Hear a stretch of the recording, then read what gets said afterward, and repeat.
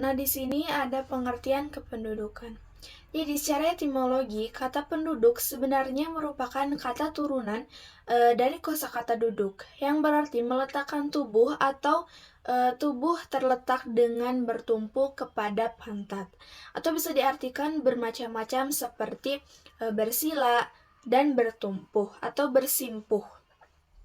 Kemudian, dari kata duduk ini lahir beberapa turunan kata antara lain seperti duduk, menduduki, mendudukan, terduduk, penduduk, pendudukan, kedudukan, berkedudukan, dan lain sebagainya. Kemudian menurut Kamus Besar Bahasa Indonesia atau KBBI, penduduk adalah orang atau orang-orang yang mendiami suatu tempat seperti kampung, negeri, pulau, dan lain sebagainya. Adapun cabang ilmu sosiologi yang mendefinisikan bahwa penduduk adalah sebagai kumpulan atau sejumlah manusia yang menempati atau mendiami suatu wilayah geografi atau kawasan tertentu. Kemudian, penduduk adalah orang yang secara hukum berhak tinggal di dalam suatu daerah. Dengan kata lain, orang yang mempunyai surat resmi untuk tinggal di daerah tersebut. Misalkan, bukti kewarganegaraan, tetapi memilih tinggal di daerah lain. Nah, dalam sosiologi, penduduk adalah kumpulan manusia yang menempati wilayah geografi dan ruang tertentu. Kemudian pada umumnya, penduduk dibagi menjadi dua jenis. Ada penduduk musiman dan penduduk sementara, ya bisa dilihat. Yang pertama yaitu penduduk musiman. Nah, penduduk musiman adalah penduduk yang tinggal atau mendiami suatu daerah pada musim tertentu dengan maksud dan tujuan tertentu. Contohnya misalnya si A adalah penduduk asli kota Jambi, namun dia mempunyai sawah di Bantul. Nah, saat musim penghujan, dia akan pergi ke Bantul untuk memanen sawahnya. Nah, maka si A ini dapat dikatakan sebagai penduduk musiman. Kemudian yang kedua ada penduduk sementara. Nah, penduduk sementara adalah orang yang tinggal atau mendiami suatu daerah tertentu yang mempunyai tujuan untuk melanjutkan pendidikan, untuk bekerja, atau lain sebagainya, yang tidak bermaksud untuk menjadi penduduk tetap pada daerah yang bersangkutan tersebut. Contohnya misalnya Bayu. Bayu adalah anak yang berprestasi di salah satu universitas di kota Jambi. Nah, karena prestasinya, dia berkesempatan untuk mengikuti pertukaran pelajar di salah satu universitas di kota Jogja. Nah, ketika Bayu memutuskan untuk mengikuti program tersebut, maka dia bisa dikatakan sebagai penduduk sementara. Kenapa? Karena dia tidak akan lama tinggal di kota Jogja tersebut. Jadi hanya sebatas beberapa bulan ke depan, dan nantinya dia juga akan kembali meneruskan studinya di universitas di kota Jambi. Dinamika kependudukan. Nah, dinamika kependudukan adalah perubahan kependudukan untuk suatu daerah tertentu dari waktu ke waktu. Pertumbuhan penduduk akan selalu dikaitkan dengan tingkat kelahiran, kematian, dan perpindahan penduduk atau migrasi, baik migrasi masuk maupun migrasi keluar. Kemudian, pertumbuhan penduduk adalah peningkatan atau penurunan jumlah penduduk suatu daerah dari waktu ke waktu. Nah, dinamika kependudukan menjelaskan bahwa di samping jumlah absolut yang tetap tinggi, persoalan kependudukan di Indonesia ini meliputi persebaran serta kualitas penduduk dipandang dari sudut sumber daya manusia secara keseluruhan. Kemudian pemahaman terhadap dinamika penduduk ini sangat penting dalam demografi. Kemudian apa sih manfaat kita memahami dinamika kependudukan ini? Bisa dilihat yaitu yang pertama, mengetahui jumlah penduduk pada suatu waktu dan wilayah tertentu. Kemudian yang kedua ada memahami perkembangan dari keadaan dahulu, sekarang, dan perkiraan di masa yang akan datang. Kemudian yang ketiga ada mempelajari hubungan sebab akibat dari keadaan penduduk dengan aspek kehidupan lain, misalnya ekonomi, pendidikan, sosial, kesehatan, dan lain sebagainya. Kemudian yang keempat ada merancang antisipasi dalam menghadapi perkembangan kependudukan yang terjadi, baik dalam hal yang menguntungkan maupun yang merugikan. Teori transisi demografi. Nah, teori transisi demografi adalah model yang dikembangkan untuk menggambarkan perubahan pola demografi yang dialami oleh negara-negara ketika mereka beralih dari masyarakat pra-industri ke masyarakat industri modern. Kemudian, teori ini menjadi dasar untuk memahami bagaimana perubahan sosial, ekonomi, dan kesehatan bisa berpengaruh terhadap dinamika populasi. Kemudian, teori transisi demografi membagi perubahan demografi menjadi 5 tahap tergantung pada model yang digunakan. Itu tahap pertama ada pra-transisi atau high stationary. Nah, karakteristik pada tahap ini, masyarakat mengalami tingkat kelahiran dan tingkat kematian yang tinggi. Tingkat kelahiran yang tinggi biasanya disebabkan oleh kurangnya akses terhadap kontrasepsi, kemudian kebutuhan akan tenaga kerja di bidang pertanian, dan tingginya angka kematian bayi. Kemudian tingkat kematian yang tinggi biasanya disebabkan oleh rendahnya standar hidup, kemudian buruknya sanitasi, wabah penyakit, dan kurangnya akses ke layanan kesehatan. Kemudian dampak terhadap populasi akan tumbuh sangat lambat atau stagnan karena tingkat kelahiran dan kematian yang hampir seimbang. Kemudian yang kedua ada tahap transisi awal atau early expanding. Nah, karakteristik pada tahap ini, tingkat kematian mulai menurun secara signifikan karena peningkatan dalam kesehatan masyarakat, kemudian ketersediaan makanan, perbaikan sanitasi, dan pengembangan layanan kesehatan. Namun, tingkat kelahiran tetap tinggi yang menyebabkan peningkatan cepat dalam populasi. Kemudian dampak terhadap populasi akan mulai tumbuh dengan cepat karena perbedaan antara tingkat kelahiran yang tinggi dan tingkat kematian yang menurun. Ini adalah fase di mana sekarang banyak negara-negara berkembang berada pada fase ini atau berada pada tahap ini. Kemudian tahap ketiga ada transisi lanjut atau late expanding. Nah, karakteristik pada tahap ini, tingkat kelahiran mulai menurun akibat peningkatan pendidikan, terutama pada pendidikan perempuan, urbanisasi, dan akses yang lebih baik terhadap kontrasepsi. Kemudian pada tahap ini, keluarga juga mulai memiliki lebih sedikit anak karena biaya hidup yang meningkat dan perubahan nilai-nilai sosial. Kemudian dampak populasi, pertumbuhan pada populasi akan mulai melambat karena tingkat kelahiran yang menurun, mendekati tingkat kematian. Kemudian tahap keempat ada pasca transisi atau low stationary. Nah, karakteristik pada tahap ini, tingkat kelahiran dan kematian rendah dan stabil. Ini adalah karakteristik dari masyarakat yang sangat maju secara ekonomi dengan tingkat pendidikan yang tinggi, kemudian akses kesehatan yang baik, dan standar hidup yang tinggi. Kemudian dampak terhadap populasi akan tumbuh sangat lambat atau bahkan bisa menurun jika tingkat kelahiran lebih rendah dari tingkat kematian. Beberapa negara maju saat ini berada dalam tahap ini. Kemudian tahap kelima ada penurunan populasi atau declining. Nah, tahap kelima ini di mana tingkat kelahiran turun di bawah tingkat kematian yang menyebabkan penurunan populasi secara keseluruhan. Nah, faktor seperti penuaan populasi, keengganan untuk memiliki anak, dan peningkatan biaya hidup berkontribusi pada tahap ini.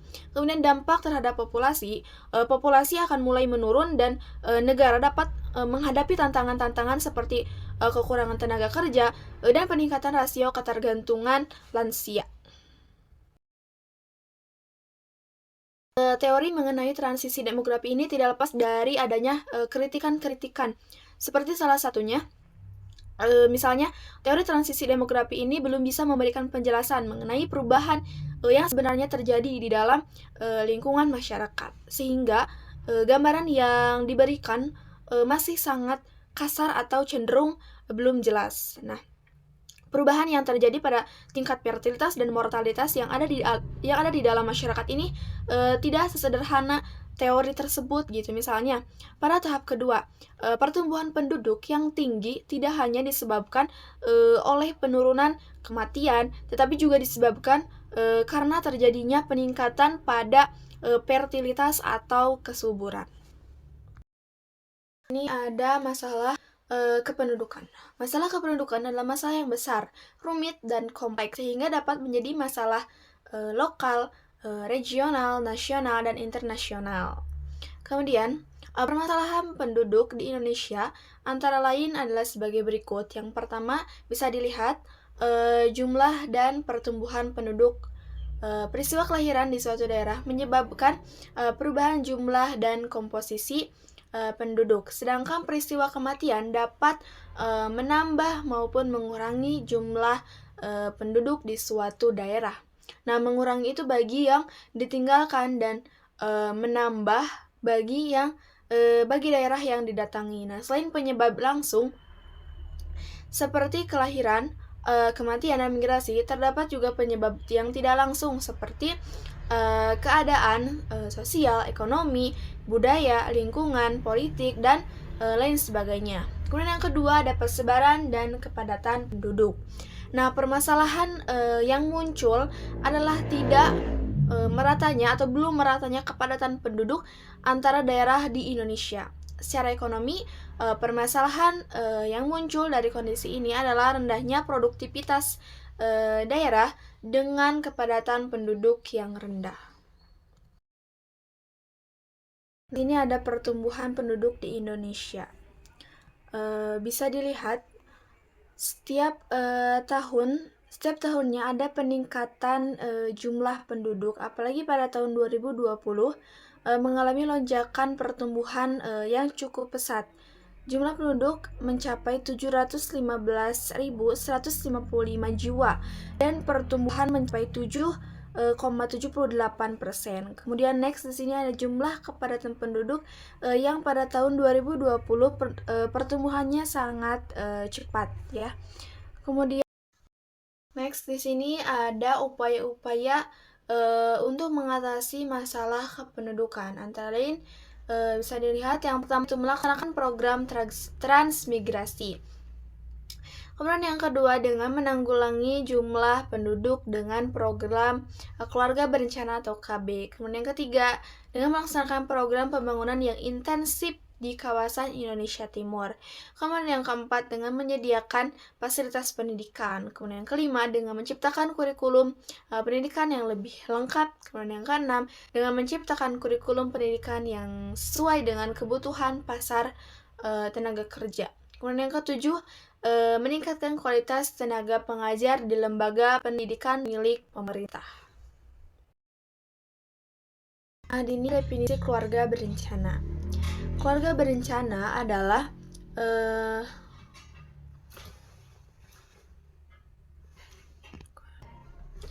Nah, di sini ada definisi keluarga berencana. Keluarga berencana adalah mengatur jumlah anak sesuai dengan keinginan dan menentukan kapan ingin hamil. Jadi, keluarga berencana adalah suatu usaha yang dilakukan untuk menjarangkan atau merencanakan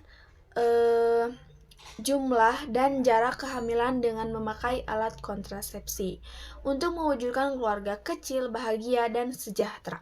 Kemudian keluarga berencana mencakup layanan, kebijakan, informasi, sikap, praktik, dan komoditas termasuk kontrasepsi yang memberi wanita, pria, pasangan, dan remaja kemampuan untuk menghindari kehamilan yang tidak diinginkan dan mereka bisa memilih kapan mereka ingin memiliki anak. Kemudian program keluarga berencana ini adalah suatu langkah-langkah atau suatu usaha kegiatan yang disusun oleh organisasi-organisasi dan merupakan program pemerintah untuk mencapai rakyat yang sejahtera berdasarkan peraturan dan undang kesehatan. Kemudian di sini ada sejarah keluarga berencana secara singkat. Gerakan keluarga berencana atau KB di Indonesia dimulai pada tahun 1952 oleh Dr. Yani Saroso di Jakarta. Perkumpulan Keluarga Berencana Indonesia atau PKBI didirikan pada tahun 1957 dan Badan Koordinasi Keluarga Berencana atau BKKBN didirikan pada tahun 1970. Program Keluarga Berencana di Indonesia terus berkembang dan disempurnakan melalui penelitian, pengembangan, dan dukungan dari pemerintah juga masyarakat. Next ini ada tujuan dari Keluarga Berencana atau KB. Berdasarkan Peraturan Pemerintah Republik Indonesia Nomor 87 Tahun 2014 tentang perkembangan kependudukan dan pembangunan keluarga, keluarga berencana, dan sistem informasi keluarga. Kebijakan keluarga berencana ini memiliki beberapa tujuan utama, yaitu yang pertama bisa dilihat untuk mengatur kehamilan yang diinginkan. Jadi, memberikan pasangan kemampuan untuk merencanakan kapan dan berapa banyak anak yang ingin mereka miliki. Kemudian yang kedua yaitu untuk menjaga kesehatan dan menurunkan angka kematian ibu, bayi, dan anak. Jadi dengan menjarangkan kehamilan dan memastikan kehamilan terjadi pada usia yang tepat dengan risiko komplikasi bagi ibu dan bayi dapat diminimalkan. Kemudian yang ketiga yaitu meningkatkan akses dan kualitas informasi, pendidikan, konseling, dan pelayanan keluarga berencana dan kesehatan reproduksi, yaitu dengan memastikan masyarakat mendapatkan informasi yang akurat dan pelayanan yang berkualitas terkait KB dan kesehatan reproduksi. Kemudian yang selanjutnya yaitu meningkatkan partisipasi dan kesertaan pria dalam praktik keluarga berencana, yaitu untuk mendorong peran aktif pria dalam merencanakan atau perencanaan keluarga, bukan hanya tanggung jawab wanita. Kemudian yang selanjutnya yaitu mempromosikan penyusuan bayi sebagai upaya untuk menjarangkan jarak kehamilan. Jadi dengan cara menekankan pentingnya menyusui eksklusif sebagai salah satu metode alami untuk menunda kehamilan berikutnya. Next, di sini ada manfaat dari keluarga berencana. Jadi selain tujuan, program keluarga berencana juga membawa berbagai manfaat yang signifikan bagi individu, keluarga, dan masyarakat. Bisa dilihat yang pertama itu mencegah kehamilan. Jadi ini adalah manfaat paling langsung dari keluarga berencana, yaitu memungkinkan pasangan untuk menghindari kehamilan yang tidak diinginkan. Kemudian yang kedua yaitu membantu menurunkan angka kematian ibu atau I dan kematian bayi atau AKB, itu dengan cara merencanakan jarak kehamilan dan membatasi jumlah anak. Kesehatan ibu terjaga dan risiko kematian bayi akibat kelahiran terlalu dekat atau pada usia ibu yang beresiko itu dapat berkurang atau diminimalisir. Yang selanjutnya ada bantu dalam mencegah penyakit HIV atau AIDS dengan cara beberapa metode KB seperti kondom. Kemudian tidak hanya mencegah kehamilan tetapi juga efektif dalam mencegah penularan infeksi menular seksual termasuk HIV atau AIDS. Kemudian yang selanjutnya ada memberdayakan masyarakat dan meningkatkan pendidikan KB. Jadi, program keluarga berencana ini seringkali disertai dengan edukasi yang meningkatkan pengetahuan masyarakat tentang kesehatan reproduksi, kemudian perencanaan keluarga, dan hak-hak reproduksi yang pada akhirnya memberdayakan mereka untuk membuat keputusan terbaik. Kemudian yang selanjutnya ada mengurangi kehamilan remaja. Jadi dengan edukasi dan akses ke layanan keluarga berencana, angka kehamilan pada usia remaja yang seringkali membawa resiko kesehatan dan sosial yang tinggi dapat ditekan. Kemudian yang selanjutnya ada perlambatan pertumbuhan penduduk. Jadi secara makro ya, program keluarga berencana ini membantu mengendalikan laju pertumbuhan penduduk yang penting untuk keseimbangan antara jumlah penduduk dan sumber daya yang tersedia. Di sini ada kapan sih program KB ini harus dilakukan, yaitu yang pertama ketika berada pada fase ingin menunda atau mencegah kehamilan pada pasangan usia subur atau PUS dengan istri yang berumur kurang dari 20 tahun. Dianjurkan untuk menunda kehamilannya karena berbagai alasan medis dan kesehatan lainnya. Kemudian untuk itu perlu penggunaan alat kontrasepsi untuk mencegah adanya kehamilan yang tidak direncanakan. Alat kontrasepsi yang direkomendasikan pada fase ini berturut-turut yaitu pil, IUD mini, dan kontrasepsi sederhana. Kemudian yang kedua, ketika berada pada fase menjarangkan kehamilan. Nah, periode umur istri antara 20 sampai 35 tahun ini merupakan periode umur paling baik untuk melahirkan dengan jumlah anak 2 orang dan jarak kelahiran adalah 2 sampai 4 tahun. Kemudian yang ketiga ada fase menghentikan atau mengakhiri kehamilan. Nah, periode istri berumur lebih dari 35 tahun sangat dianjurkan untuk mengakhiri kesuburan setelah mempunyai anak lebih dari 2 orang dengan alasan medis, yaitu akan timbul berbagai komplikasi pada masa kehamilan maupun persalinannya. Next, di sini ada penjelasan singkat tentang jenis-jenis alat kontrasepsi.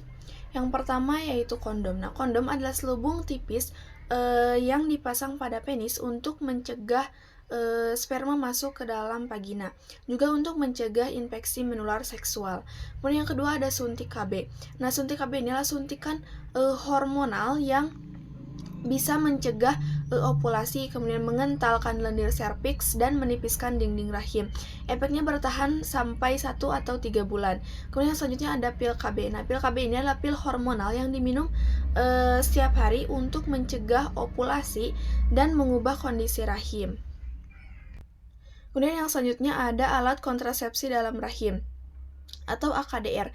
Nah, AKDR ini adalah alat kecil yang berbentuk T yang dimasukkan ke rahim. Nah, ini sangat efektif dan bisa bertahan bertahun-tahun. Kemudian yang selanjutnya ada metode operasi pria atau MOP atau vasektomi. Nah, ini adalah prosedur bedah permanen pada pria dengan memotong atau mengikat saluran sperma. Kemudian yang selanjutnya ada metode operasi wanita atau MOW atau tubektomi atau juga sering disebut dengan ligasi tuba. Nah, prosedur bedah permanen pada wanita dengan memotong atau mengikat saluran telur. Kemudian yang selanjutnya ada implan batang. Nah, implan batang ini adalah kecil ya, berisi hormon progesteron yang dipasang di bawah kulit lengan. Kemudian ini efektif hingga 3-5 tahun. Next, di sini ada sasaran program keluarga berencana atau KB menurut Handayani. Menurut Handayani, program keluarga berencana ini memiliki 2 sasaran utama, yaitu sasaran langsung dan sasaran tidak langsung. Nah, sasaran langsung ini ditujukan kepada pasangan usia subur atau PUS, yaitu adalah pasangan suami istri dengan istri berusia 15-49 tahun, yang tujuannya agar PUS menggunakan kontrasepsi secara berkelanjutan untuk menurunkan tingkat kelahiran. Kemudian sasaran yang kedua adalah sasaran yang tidak langsung, yaitu dengan cara pelaksana dan pengelola keluarga berencana ini adalah pihak-pihak yang menjalankan dan mengelola program keluarga berencana atau KB ini. Tujuannya adalah untuk pendukung penurunan tingkat kelahiran melalui kebijakan terpadu demi mencapai keluarga berkualitas dan sejahtera. Jadi secara singkatnya, pasangan usia subur ini adalah target utama yang langsung berpartisipasi dalam penggunaan alat kontrasepsi. Sementara pelaksana dan pengelola keluarga berencana atau KB ini adalah pihak yang memfasilitasi dan mendukung jalannya program ini agar tujuan nasionalnya itu bisa tercapai. Next, di sini ada ruang lingkup dari program keluarga berencana atau KB. Yang pertama yaitu ibu atau istri. Nah, dengan jalan mengatur jumlah dan jarak kelahiran. Adapun manfaat yang diperbolehkan oleh seorang ibu atau istri ini adalah sebagai berikut. Bisa dilihat, yang pertama yaitu tercegahnya kehamilan yang berulang kali dalam jangka waktu yang terlalu pendek, sehingga keselamatan si ibu atau istri ini dapat terpelihara gitu, terutama kesehatan organ reproduksinya. Kemudian yang kedua yaitu meningkatkan kesehatan mental dan sosial yang dimungkinkan oleh adanya waktu yang cukup untuk mengasuh anak-anak dan bisa beristirahat yang cukup karena kehadiran akan anak-anak tersebut memang diinginkan. Kemudian yang ruang lingkup yang kedua adalah suami atau ayah. Nah, dengan memberikan kesempatan suami agar dapat melakukan hal berikut, yaitu memperbaiki kesehatan fisik dan mengurangi beban ekonomi keluarga yang ditanggungnya.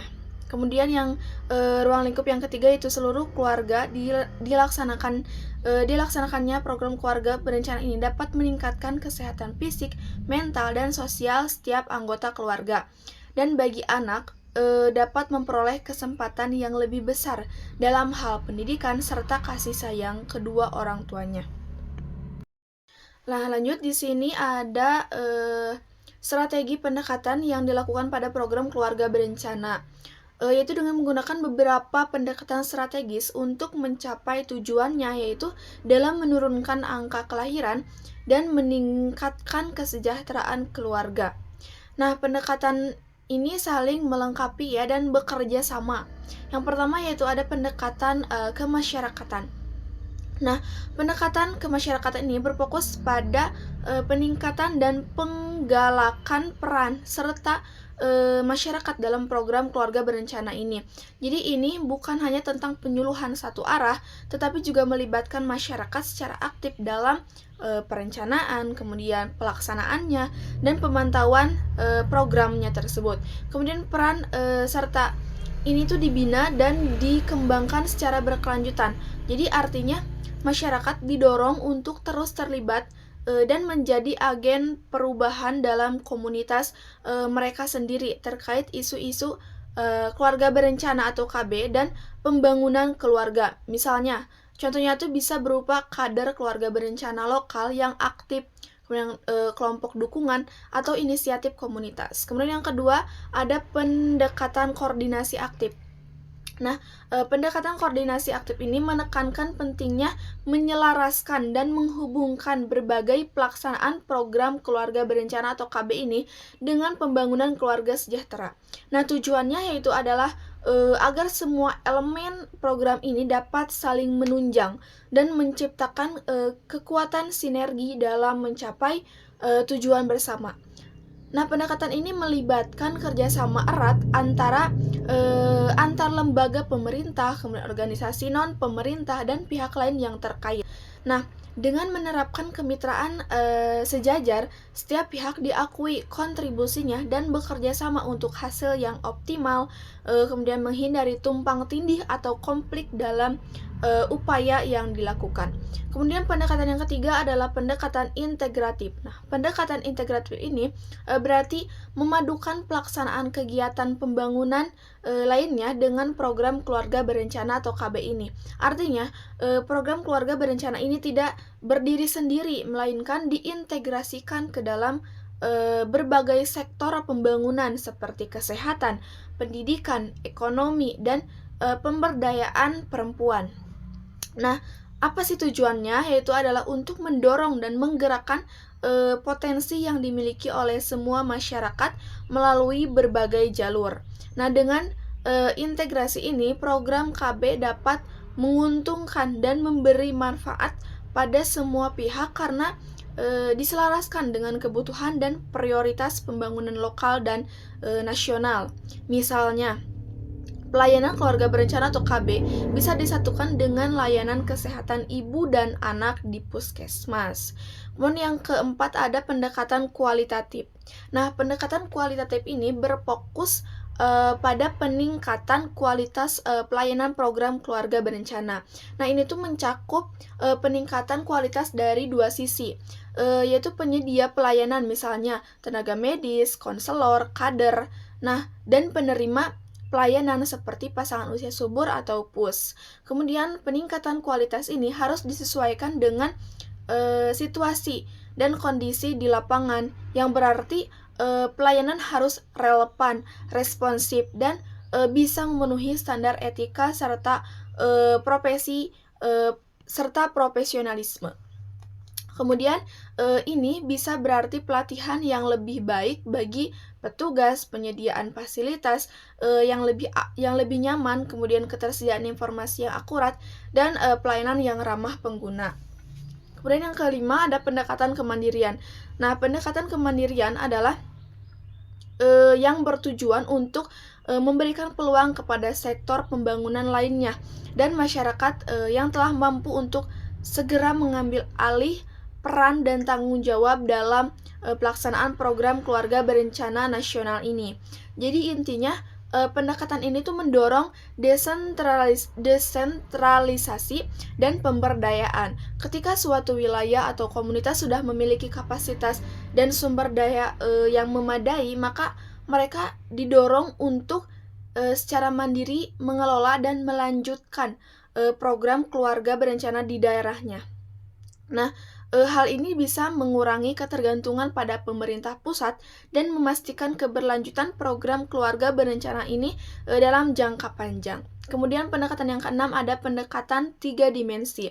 Nah, pendekatan 3 dimensi ini adalah strategi program keluarga berencana nasional yang didasarkan pada respons pasangan usia subur atau PUS terhadap ajakan KIE atau komunikasi, informasi, dan edukasi. Kemudian pendekatan ini mengelompokkan PUS menjadi 3 kategori berdasarkan kesiapan mereka untuk ber-KB. Misalnya yang pertama, ada 15% PUS langsung merespon ya untuk ber-KB gitu. Nah, kelompok ini adalah PUS yang sudah memiliki kesadaran tinggi dan kemauan kuat untuk ber-KB. Nah, bagi mereka program KB ini perlu memastikan ketersediaan layanan dan akses yang mudah. Kemudian yang kedua, misalnya 15-55% PUS merespon seperti ragu-ragu gitu untuk ber-KB. Nah, ini adalah kelompok mayoritas yang masih bimbang atau memiliki pertanyaan dan kekhawatiran gitu ya. Terus bagi kelompok ini tuh program KB harus fokus pada yang tadi komunikasi, informasi, dan edukasi yang intensif dan personal, kemudian konseling yang komprehensif, kemudian serta menghilangkan hambatan-hambatan yang membuat mereka ragu gitu. Terus yang ketiga ada 30% misalnya PUS merespon tidak. Nah, untuk ber-KB. Jadi ini kelompok ini tuh adalah PUS yang atau pasangan usia subur yang menolak atau sangat tidak tertarik untuk ber-KB. Nah, untuk kelompok ini diperlukan adanya pendekatan yang lebih mendalam untuk memahami akar penolakan mereka. Misalnya mitos, kepercayaan, pengalaman buruk. Nah, dan secara bertahap gitu membangun pemahaman dan kepercayaan melalui edukasi yang berkelanjutan. Nah, pendekatan 3 dimensi ini memungkinkan program keluarga berencana atau KB ini untuk merancang strategi KIE atau komunikasi, informasi, dan edukasi yang lebih tepat sasarannya dan efektif untuk setiap segmen pasangan usia subur. Nah, memaksimalkan konversi dari ragu atau menolak menjadi pengguna keluarga berencana atau KB. Dan next, di sini juga ada data prevalensi jenis-jenis keluarga berencana atau KB. Bisa dilihat di PowerPoint-nya yang masih sama ya sama slide sebelumnya. Nah, yang terakhir di sini ada jumlah angka keberhasilan program keluarga berencana secara nasional. Bisa dilihat angka fertilitas di negara Asia ini Singapura mencapai 1,3%. Kemudian yang kedua ada Brunei 1,6% dan Thailand juga masih sama 1,6%. Kemudian yang keempat disusul oleh Myanmar 2,0%. Kemudian yang kelima ada Malaysia yaitu 2,1%. Kemudian yang keenam disusul oleh Vietnam 2,1% dan yang ketujuh ada ASEAN yaitu 2,4%.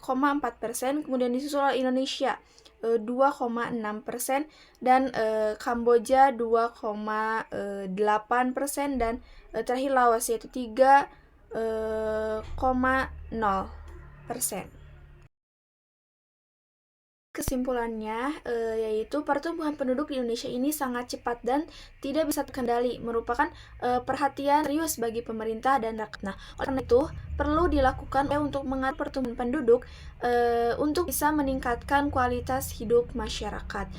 Salah satu upaya yang dapat dilakukan adalah melalui program keluarga berencana atau KB yang dapat membantu dalam mengatur jumlah anak dan jarak antara kelahiran anak.